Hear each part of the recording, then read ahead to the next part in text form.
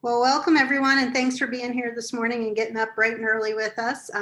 We're excited for another We Forum after taking off the month of December. Hopefully you had a wonderful holiday and you were able to spend some time and to see the inauguration yesterday. So we're off into a new era. And so as we do, I'm excited for this morning because this is a topic that I think really impacts women, especially when they're thinking about or starting their own business or when they've started their own business and they're really trying to figure out, how to represent themselves well and have the confidence they need in their business. So I'm really excited for that conversation. So as you know, the purpose of this forum is really just to empower women entrepreneurs in our community and highlight other women in our community. So thanks for being here and being a part of this. I want to thank our partners. So our partners started off as St. Mary's and Rady, and since then we have just expanded to have partnerships with the Chamber, and now SCORE is our newest partner, and of course Collider, who has come alongside us, and Amanda's here from Collider. Collider is really just a powerhouse in the community supporting entrepreneurs as well. So if you haven't been engaged with them, I encourage you to get engaged with any of those partners who are all out there for you. So now let me introduce the folks who are going to talk today, and then I'm going to hand it off to them. First, we have Zoe. So Zoe's up in the corner for me. I don't know where she is for you, but she's there. There you go, Zoe. So Zoe's a realtor. She's a community volunteer and a high school mentor. Many of you know her as the chair of the Chamber's Women's Roundtable. She's also a Strive mentor in our high schools locally, and she's a volunteer of a lot of different causes. Kind of interesting, she was named Minnesota Entrepreneur Society's 30 Under 30 recipient in 2020. So kind of excited to see what she's going to be doing going forward. Peggy, you want to give them a wave so they know where you are? Yeah. So Peggy's got deep background in the nonprofit community, most recently leading the Southern Minnesota team for the American Cancer Society, and she started her own business. So through her career, she's raised millions of dollars for charity and really encourage people to volunteer in the community. She's currently, though, leading her business, She Taxi, which she tells me she's going to be launching a membership very soon. And she is also a mentor for SCORE, one of our new partners this year. And then there's Julie. Julie, give a wave. There she is. Okay. So Julie is a passionate advocate for education and workforce development in the region who leads the Cradle to Career initiative here in Rochester. Previously, she was in high school education teachers in the K through 12 system for many years.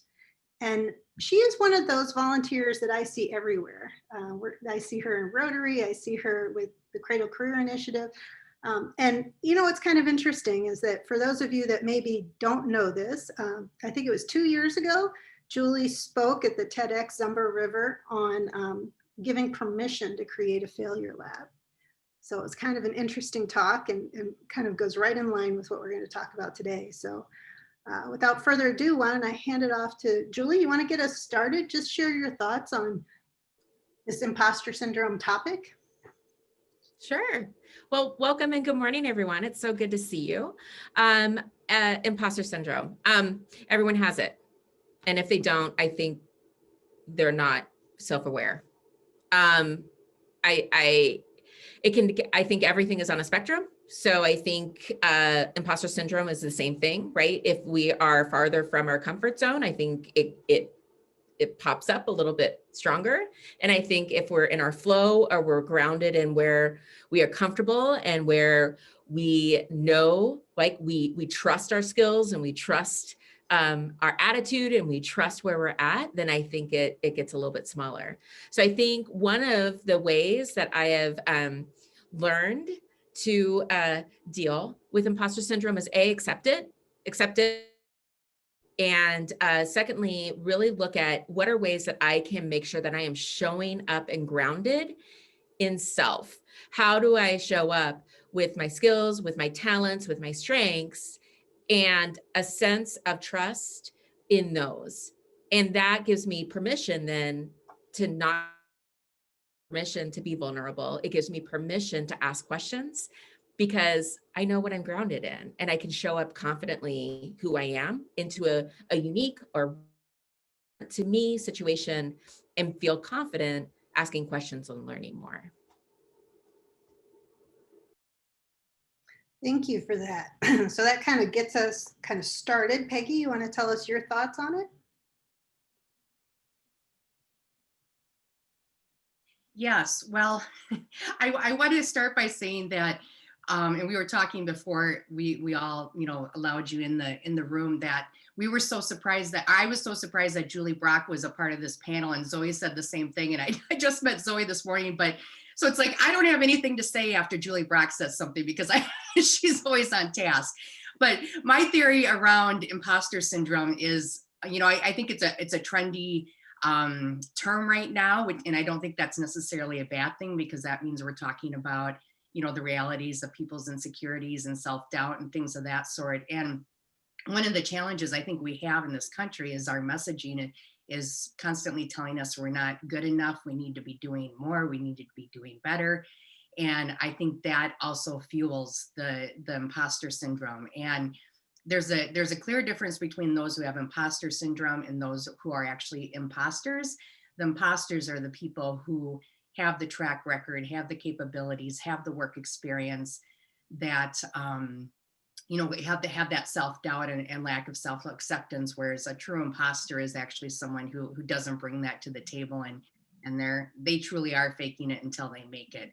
So those are my perspectives on imposter syndrome. I think it's all tied to self-confidence and the self-doubt that we have, and you really need to focus on your inner self, like Julie was mentioning, to really get beyond it and get out of your head and be in a good position with your emotional fitness.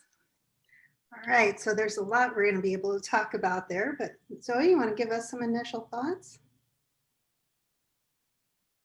All right. For me, I actually didn't know what imposter syndrome was until maybe about 4 years ago. But turns out I've been feeling this way for quite some time, just like the other gals have said. And imposter syndrome for me has to do with my most dominant trait. For those who have taken StrengthsFinder, even if you have not taken that, you know what moves you, you know what motivates you. And they show you your top 5 traits, and that my number 1 is competitiveness. I am a competitive person. I will find something or somebody to compete against. And to be honest, majority of the time when I compete against myself, past performance or fictitious number, I was that kid in gym class silently noting what number I have to hit when I run the next lap. I was the 1-year-old experienced gymnast that was comparing with Shawn Johnson when she's getting gold medal on the world stage. And I'm like, okay, all these advances, I better get to the gym early next. I think that has to do with syndrome, because when I finally do hit these goals or these things I'm aspiring to, it doesn't feel like I have made it there. It feels like I just faked making it there. One of the clear example was during quarantine. I'm still doing this now, but during quarantine, I've taken up piano. I have a virtual teacher and lessons and read music before, but I'm getting better in the bass class and such. And I actually out loud said, I don't think I'm reading the music. I think I'm just guessing it right now. And I think I can just now guess it correctly. She goes, that's what reading music is. So I definitely felt like an imposter reading that. And then lastly, when Christine reached out, definitely a fraction of my mind said, see, I've been telling you, they were looking for an imposter and they found the expert. Now they know. Oh my gosh. Absolutely not, Zoe. So yes, now those are some great thoughts for us to really understand how it impacts, so not just what it is, but how it has a daily impact. Peggy, you want to share some of the impacts you've seen that the imposter syndrome have maybe in your life or those of other women that you know? Yeah. I, when I was talking to Christine a few months ago, I thought, oh, I'm the queen of imposter syndrome. So you know, have thought that pretty much all of my life. And I think being raised and being told, you know, be quiet, don't draw attention to yourself. And some of the messaging we get as young people, how that really sticks with you and can limit you. So it's something that I've been challenged with. And even just in managing teams of, you know, men and women, it's so obvious to me the difference of how women view themselves. And it seems that women have a very difficult time giving themselves the pats on the back, giving themselves the recognition for the work that they've done. And I laugh because the last team I managed, I had a very high performing team, and the women just were constantly strong and consistent and really the showstopper. And every year they were rating themselves lower their team members. And, you know, I was constantly on them and said, you really need to own your value and your contribution here, and that you're good enough. And even for myself, I will say, like, I get, you know, when you were even sharing my bio, Christine, when you're talking about, you know, that I've raised millions of dollars and things of that sort, I could not write my bio because I had a very generic bio of, I grew up in Upper Lee, Minnesota. I went to college. I mean, it was all just like, really, and my bio, and she, you know, some things that I'd done, and, you know, she was asking me questions, and then she put down the, you know, what you've raised. Well, you've raised over $20 million for our communities. And I was like, you can't put that in there. And she said, why not? Why will you not? Okay, you know, here I am again. You know, I'm really not wanting to take ownership of the work that I've done and the contributions that I've made. And so I think it's a challenge, but I will say for myself, as long as I continue to work on my inner self, and like, I love that term emotional fitness too, Julie, that is so important. And that's important for everybody, you know, in all aspects of their life, to really focus on what matters and get out of your head and focus in. Thank you, Peggy. So Julie, what do you think? How are you seeing it impacting women? We hustle for our worth. And I think it goes back to exactly what Peggy was talking about, is this idea of messaging and fighting messaging from our youth. That good girls are a certain way. And I am fortunate to have friends who are raising girls, and that those girls are getting. So of change. But I think, you know, there's a difference between doing good work and hustling for worth. And the more we can become self-aware of the difference, I think is important. The other idea that I have about this is statistic, right? That apply for a job that they're qualified for, women job until they're 100% qualified for. So I would say, you know what? Apply for jobs that you're 20% qualified for, and get used to people say no and on your worth. No isn't no isn't bad. That no, building resilience to say the right fit. I think that women can that they are going to be working with or for, whether we're business owners, that idea of it's not a scarcity mindset, it's an abundance mindset. There's plenty of work for all of us, and claim your space. You don't have to hustle for your worth. You breathe. Because you breathe, you are worthy. And you have something to offer, hence your business. And I think oftentimes we can get ahead of ourselves or get so stuck in our head that we just got to get back down into what's grounded and right. And what are you contributing, right? Peggy, I love that story. Say that, that's bragging. No, that's contribution, right? That's contribution. And how are we holding up women, our women friends, to say, look at what she's contributing. It's gorgeous. It's awesome. I love it. So Julie, one thing I see happen quite often is that women have a hard time introducing themselves as entrepreneurs or as business owners. they'll instead kind of almost talk around it. Well, I have a shop, or I sell some things, or I do, I provide some consulting services. They avoid the word founder, owner, entrepreneur, those things like that. And I think that maybe there's some tie-in here to this idea of being an imposter in that, because we grew up, many of us grew up having a perception of what an entrepreneur looked like. And maybe it was Elon Musk or someone who had big buildings or whatever it is. But how are you seeing that maybe really influence people's ability to show up as the business owner in that space?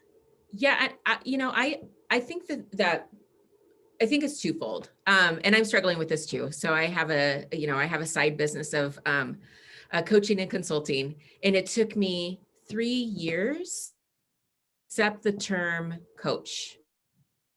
3 years. I was like, well, I mean, I'm I'm a lifestyle. It's like, no, I'm a coach.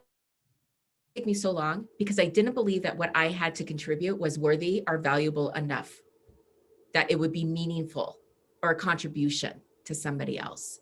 So I think that's first and foremost is, I think Peggy said it so well, of that inner work, that ability to look inward. And I think Zoe, your example about competition is so awesome and valuable, because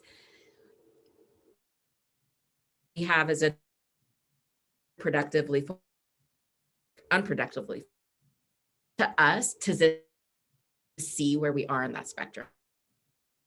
I think part of it, like, me and my contribution, then I'm going to own my, this is an extension, right?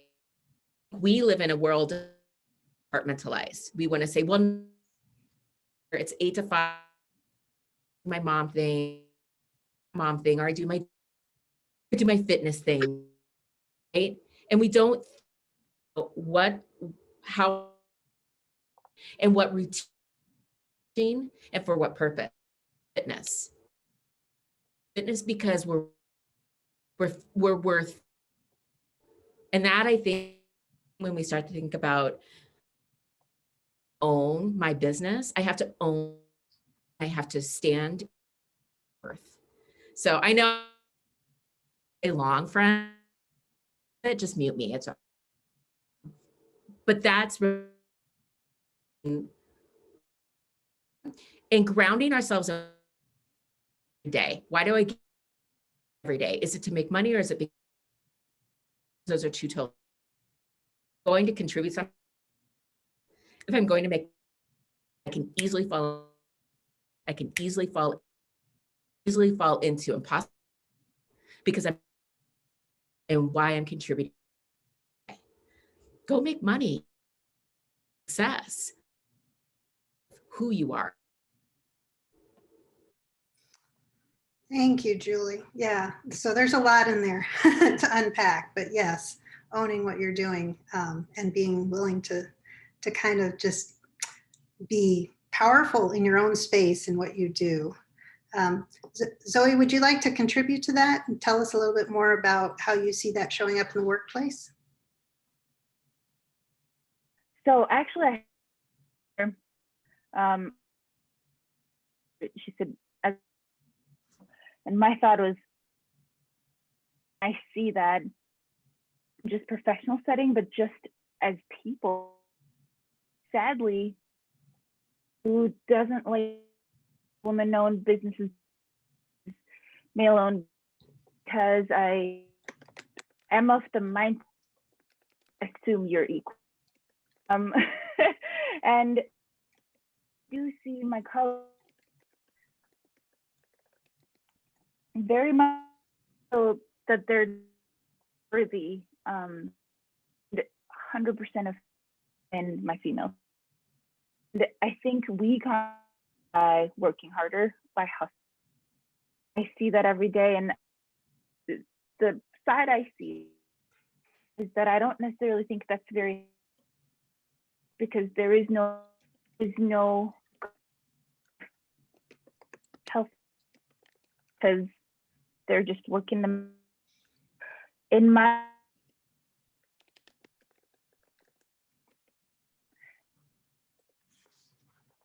question, to your answer to your question, it is very obvious to me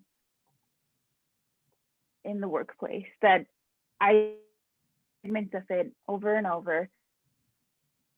Parts of it is when I was talking at the beginning, at the beginning and everything, she didn't feel that employees, the true entrepreneur, stuff that I think on a day-to-day basis. And that's something that we have to be cognitively aware, like Julie said, because you do get into the whole self-feeding cycle of scarcity and fear. Mhm.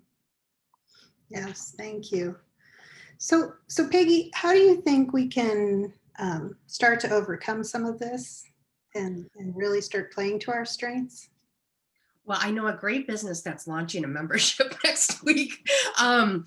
It takes work, and something that I'm very passionate about. And I started my own journey. I went through the whole drama of cancer and trying to figure out, who I was and where I was headed and all this and that. And part of that was I thought I really need to learn how to take care of myself. And when I removed the whole aspect of focusing on the external in the sense of weight, and I literally for 3 years just focused on every day I did something for my mind, body, and spirit.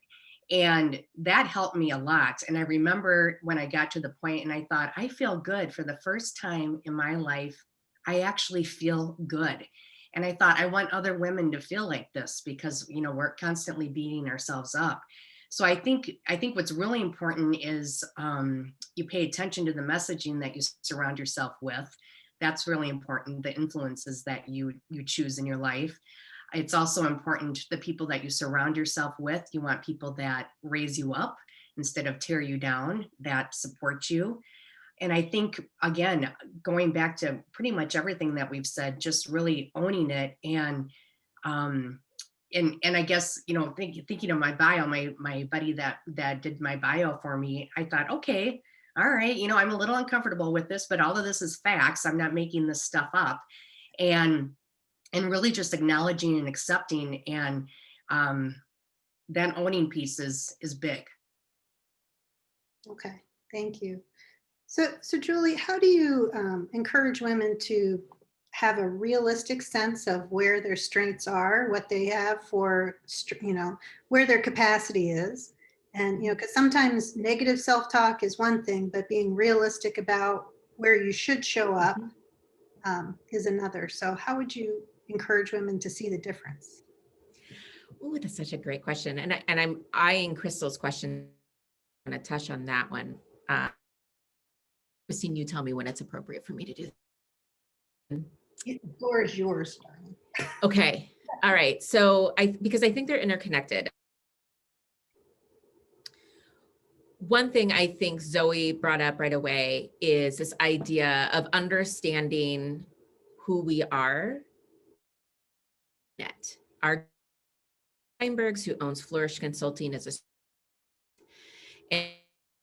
about owning our strengths, owning how we're wired, not envying somebody else's, not looking to our weaknesses. We live in such a deficit mindset in this company, or in this world, in this country, that it's very easy to get sucked into weaknesses. Let me put all my energy there and be better. And it's like, no, be the best of where you are.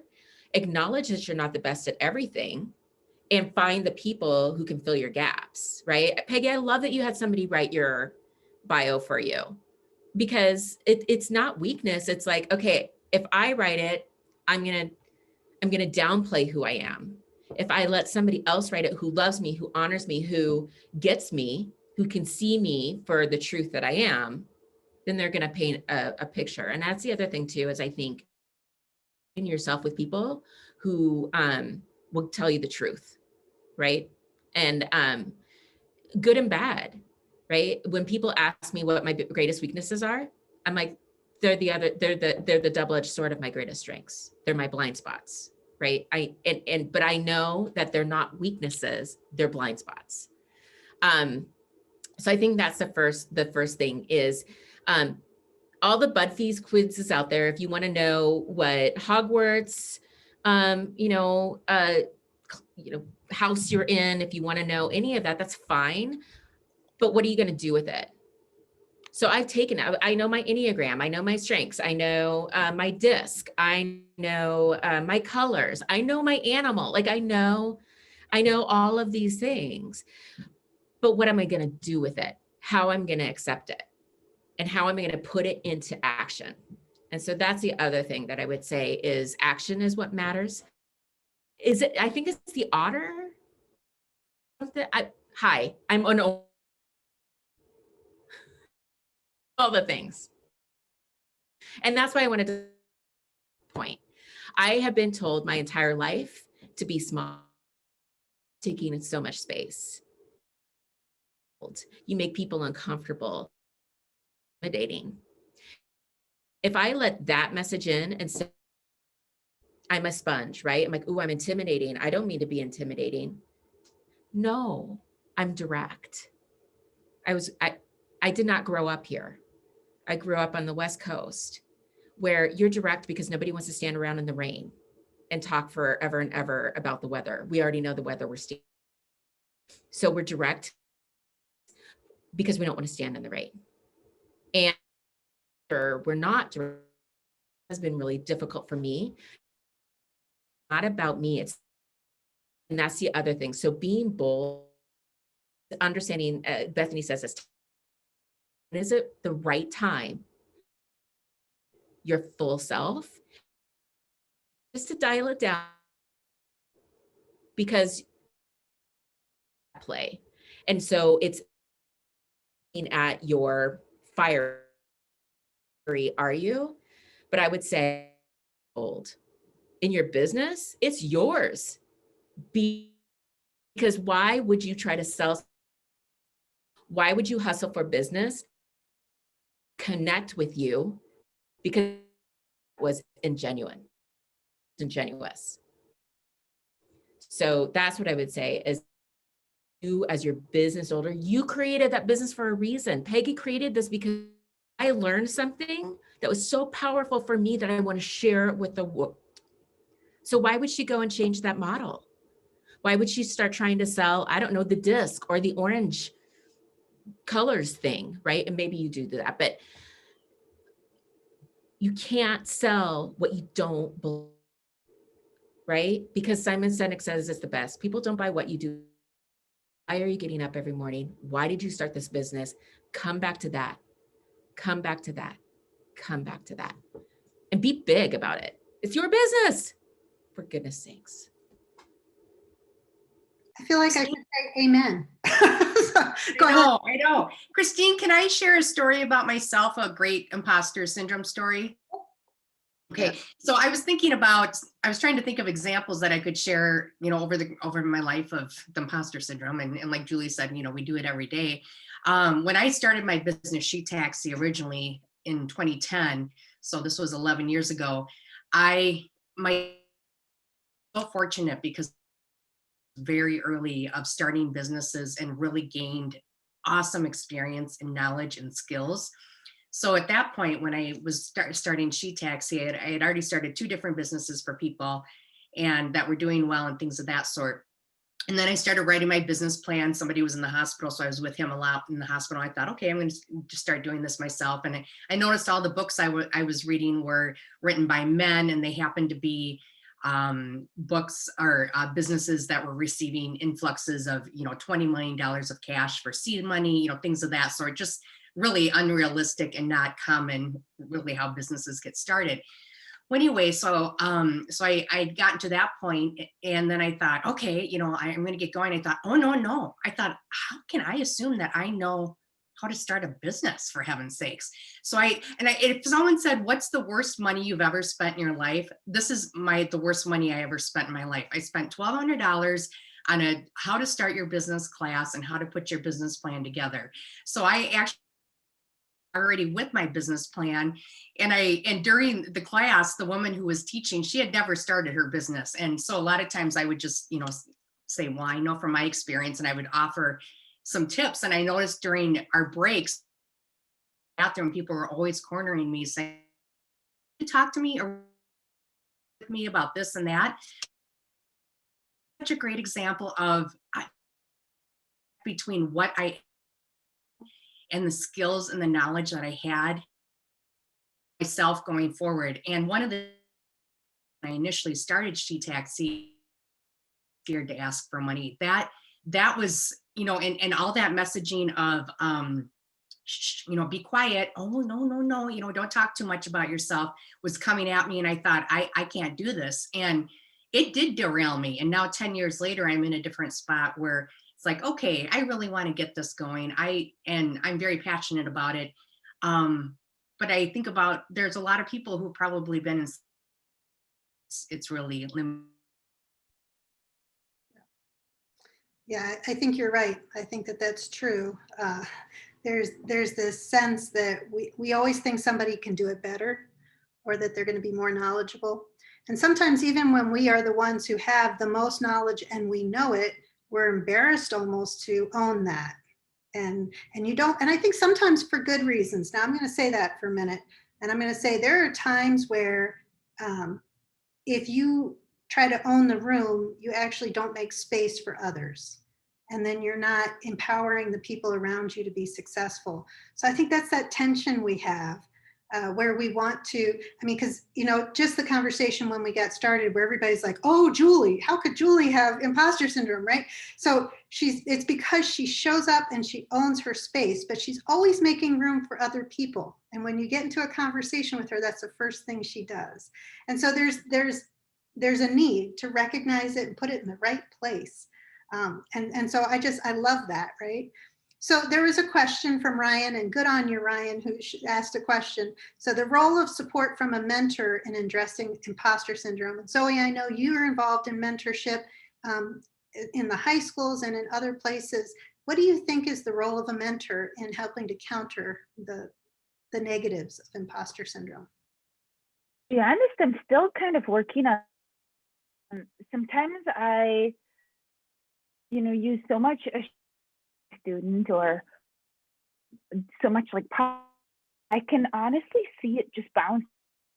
I know it didn't sink, so I'm not so sure on the answer to that, to be honest with you. I'll probably give it to the rest of the panelists to see if they have any. But why is it that who told you to too intimidating? Why are they talking to us all? Because my whole life, because I'm very much so outgoing and increased quite a bit with used to be a hug. Very much so that people twice my age, people who I look up to over and over. So for my job, I have to negotiate quite a bit. When it's work, I go in work mode and know each other. Two people who know each other on two different positions have told you would do well. And I think it was candid, you're too direct, too strict with our conversation right now. And I think it was supposed to be kind of an off-putting comment, but I take it as a compliment. In 2020 didn't happen, but when I do, I suppose I'm going to my people. But I am very direct, and that's something that so glad my mom told me that as a young child. She's like, don't just dull yourself down to meet them at their level. You go right ahead. And if you're professional and kind and courteous, then push on. And that's been something that's stuck with me. So I don't know if that kind of round answers that question, but I honestly am looking for some answers on how to reach to my mentees who I do see the messages just bouncing off. Yeah, because I do think that's a big challenge, especially, I mean, it's a challenge for everyone. We're acknowledging it's a challenge for us in the different stages we're at in life. And it's certainly a challenge for, um, I think, our younger generation. They want to own who they are and not feel like they can't show up as who they are in the workplace. But Julie, do you have a thought on how can you leverage a mentor effectively to combat imposter syndrome? Um, I think part of it is finding, so whether you are in a large institution, right, and institutions come with rules, cultures come with rules, right, and I think it's the best success I've seen when pursuing a relationship is that the mentee is open to it and pursuing it, and they know what they want. So I think the first thing is to start to figure out, like, as a like, what are you looking for in a mentor? What is it that you want? And then finding somebody that exudes those qualities. And it doesn't necessarily have to be within your institution. It can be without, out in the world, what have you. But and I think part of it too is that recognition of um in- right, like, learn as much as you can, and if you are in a larger institution that you know that you have kind of this career pathway and you know kind of like where you're headed, coffee talks, right? Like, you don't have to go and say, will you be my mentor? Will you be my mentor? Figure out what the information is that you want. Have coffee with somebody and ask them how they got to where they got, or how it is that they have this quality. And don't be afraid if the answer comes back and you're like, oh, that's not me. Oh, well, it was coffee. You still learned something, right? You still learned what is not you. And I think what happens is that, um, well, I have a whole other talk about that, so I won't get there. But I think that we're constantly in a returning as women. We're constantly returning to self because it is deep seated in our waters to be labels, to care, right? And oftentimes I think we spend more time pushing out versus figuring out what we need to pull in order to ground us in what it is that we're pursuing.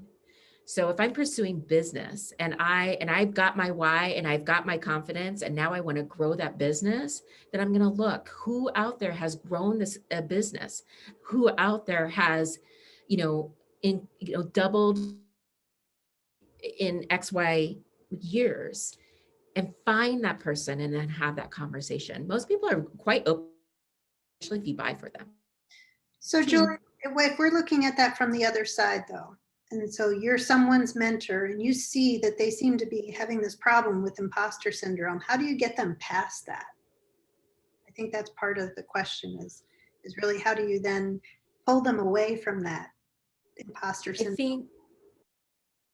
I think it's a constant, who are you to own about yourself? It is our job, the best version, not to or to follow my, help reflect back. Is it that you truly pursue? What are you pursuing? It's in your way. Why is it in?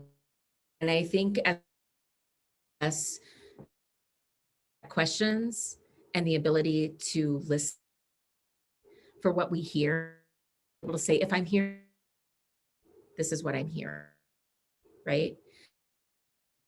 We're not very good in our country of taking the time to reflect. Encouraging, I'm lost, I don't, scared, to be able to say, we're here. And in this moment, lost, right? You're right here. So now let's dig into those feelings and let's see if we can get to the root cause. That's always our job, is to, for the benefit of the other. Mm-hmm. And if I can, I think the to help clarify who the mentee is to improve, because I think the for me is that the mentee has to be open-minded, because you can't really force them to feel a certain way or not feel a certain way. If they're feeling imposter syndrome, I think it's the mentor's job to help them see that, and then ask, are you willing to change? Are you willing to reflect?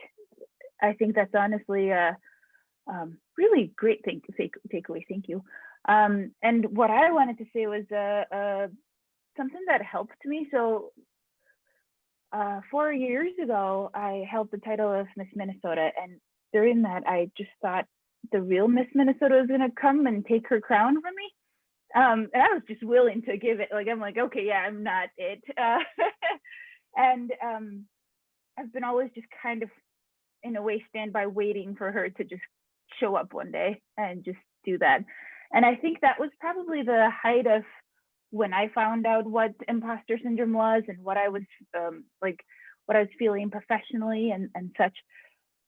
But something that helped me, and I hope that you don't have to go through this for it to help you. So after a loss and grief therapy, excuse my language, my give a shit-o-meter was very low. Probably not healthy, but very low, didn't care. And I think there's a balance between not caring about, in my case, the world, and then also, caring about your public image. And I don't want to say it helped me because it came at a great cost, but now I don't feel it as much, because I think we're such binary creatures. Before, I thought we have to, or I have to keep a certain image, accomplish these things. And then even when I accomplished it, I asked, did I really get there? Or was it with the help of people, as if I didn't earn it? And then after the grief, it was so that none of this mattered anyway. And I think we just kind of revert back into such binary thoughts of like, this is who I am now, and I'm not gonna, this intense feeling I'm feeling is not gonna change. So I think I'm finally somewhere in a healthy balance of it, to the point where as long as I'm professional, courteous, what's true to me, I haven't really felt syndrome besides reading and second guessing music reading. Right. So I think, we've hit on this idea that imposter syndrome can really creep in on us, and it doesn't matter whether it's in our business or in our lives in general. And Cheryl made a good point that, if you're mentoring someone, you need to really listen and tune into what they're struggling with, and then help guide them to where they need to be so that they can be empowered. But Amanda asked a question: how do we support each other when we recognize that someone's in a moment of vulnerability, and give them permission to make mistakes without slipping into the negative self-talk and I don't even deserve to be here kind of an atmosphere? Julie, Peggy, one of you want to take that?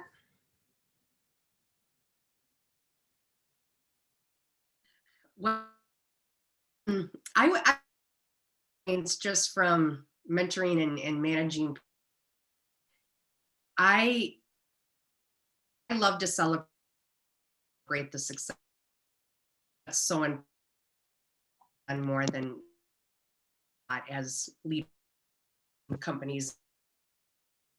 I also believe in 25 years ago said I would never, it was so hard on my, if something happened down, and I would feel, and perhaps some of that's personal growth that I've worked with, focusing on my what's really important, and my interns, the personalities of these young, that they need to be working, which I'm 30 are, and have a lot of experience, and one of them very hard on herself. This is criticism. You learn from That's the whole, you move on, and something happens, doesn't, and it's, and I think Julie, you were, I can leave a meeting on the 1 minute that was that meeting when the 59 minutes fantastic. It really is, and we're kind of, I feel like in a way, but on where you're putting your energy, where your mind, that, and get you more confident. Thing that I would do too, particularly the females, I always wanted them to work. I feel like if you work on that professional development, a few of them were Rochester, but I would invite the We Forum or, women's breakfast, just to keep and have them be a part and know that, they're are feeling the same way. But it's important, we all accept that we're evolving creatures.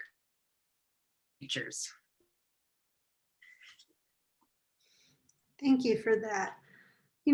I think sometimes when we talk about this topic, the real thing that people are looking for is how, internally in their minds, they're thinking, okay, so if I'm not an imposter, if I have the ability to show up as who I am as a business owner, as an entrepreneur, or take my idea forward in my company, wherever I'm at,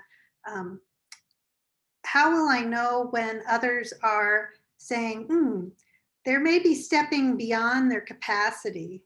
And because that's really, I think, what's behind a lot of imposter syndrome is people saying, do you not know your limitations, right? And so how do we get women to say, you know what, show up? Because people are happy to tell you when you've hit your limitations. They don't have any problem telling you that. But they won't know to encourage you to move forward if you don't show up yourself and show them what you're capable of, right? So I think that's a key thing for women, is to say, don't self-check to such a point where no one ever gets to see your greatness, right? Show up as who you are, be great at what you do. And believe me, if you do go past your capacity, there's a whole lot of people that will be happy to tell you. But don't let that fear hold you back, because the worst they're going to say is, you know what, Christine, maybe you shouldn't be the one doing that. Maybe somebody else ought to. And how terrible is that? It's not really the end of the world, right? So anyway, just a thought. I think we really have to get past this point of self-checking, and therefore we give ourselves such limitations we don't actually show up and perform in the workplace in our businesses. So we're getting close to the end. Julie, can I get some final thoughts from you on this? I think I'm so glad that Terry put the article and the great resource of the workbook in. And I really love, Christine, what you just said about like ourselves all the time. I think what's so true that I used to tell my students, there's no arrival. Once you arrive, you're dead. I mean, like, if we want to be existential about this, what are we marching toward? And essentially, what story do you want to leave in the wake of the path that you forge? And I think that when we think about tactile, practical things, so much for putting, like, we're going to have bad days. We're not perfect. Perfection is a farce. Let's not hold ourselves or our women friends to that. I think one practical thing we can do as women in community is to be vulnerable, to say, I sat in my sweatpants last night and ate an entire side of a cheesecake, and I don't feel proud about that, but it's where I was, right? And somebody to say, but you're here today, right? Like, good on you. You're here today. You showed back up. I think supporting each other where we are in our businesses and understanding those waves is important. And it's a real, I think, practical thing, and it seems so small, is in that minute that Peggy talked about, right? That 1 minute where we're like, oh, I just regret everything that I said. And that was the whatever. Close your eyes, breathe into it, and just take a breath and come back to, and this is who I am. That minute happened, that minute is an experience, but that minute isn't who I am.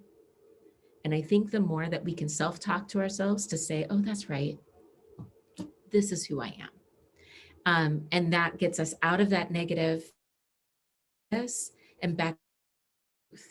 And if we're struggling, find a friend, phone a friend. The ability, hey, tell me what's right, because I don't know. And she'll tell you.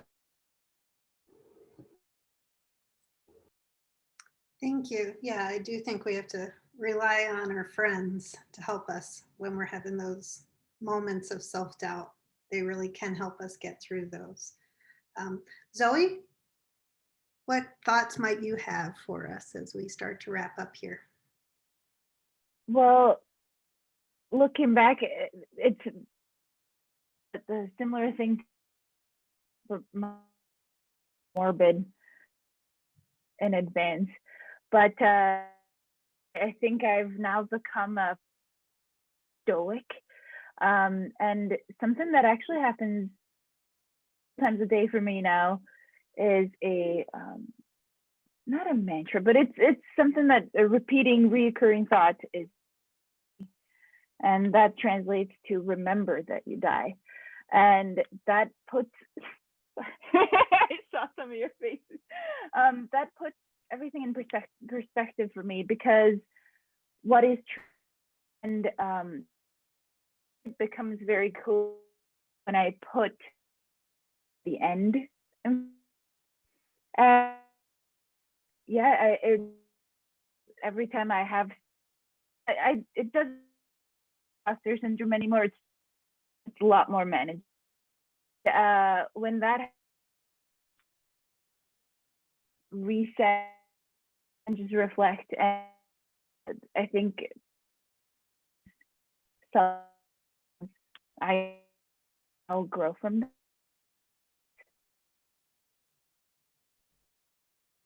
Thank you, Zoe. I appreciate that. Peggy? Well, I appreciate, and I that I live by is city, and I think in some hurt me in past positions because I haven't like Zoe, I think you said your BS meter was low or whatever. I for I think is important, and something, and I worked on years, and I can, the self-talk powerful about your is and you know, I have exercises that I do with some women that I work with that seen on the message themselves are like, I wouldn't even say that about any thing. It's, they're very cruel to themselves. And I think it's really important that, you know, some people are affirmation people. I am an affirmation person. And what I try to do is negate, if I have a crazy thought that enters my head or something that's negative about myself, I try to nip it in the bud right away and say my affirmation to just put my energy and my thought in a totally different direction. But I do believe that the more in tune that you are with yourself, that will help you, and living authentically also helps, and not comparing yourself to other people, what you should be doing, or that you don't have that. Being yourself and accepting yourself is so important. And one thing I want to mention too around the mentors is, and I've been in a situation where I've had mentors that haven't necessarily been good mentors for me. They haven't aligned with my values. And you know, 10 years ago when I was working on She Taxi, my intention was to start a business, have it be my business. And I ended up getting into this venture capital world where I was being told, oh, you got to be doing this. Went off in a totally, and there was conflict, but I felt like that was something you know, who won't want to do that type of, look at back on that and just pay attention to surround yourself with, and and make sure that they align with the value that you have and that they're nourishing, setting expectations for themselves on. Thank you, Peggy. Well, I really appreciate all three of you women sharing your thoughts on this topic. I think it's really relevant. If you look in the chat, you can see there's a lot of folks who are drawing value from it. So thank you very much for your honesty and your heartfelt conversation about this topic. Thank you all for joining us today. And I hope that you join us again next month. So we'll be on February 18th. And if you are here, hopefully that means you found us either through the chamber or through one of our partners or on our Facebook page. Please track us there and we'll talk to you about next month's WeForum. And we hope you join us again next month. And I just can't wait for the day we do this in person again. And that we'll be back together as a group sharing some of Crystal's awesome coffee from Trail Creek. So in the meantime, be well, have a great day. I hope you have a wonderful week. And if you have any questions on anything with WeForum, please do reach out through the Facebook page or to my personal email and be happy to connect. Thank you to our panelists and thank you all for coming today. Thank you, Christine. Thank you for hosting. Yes, thank you for doing it. I appreciate it. All right.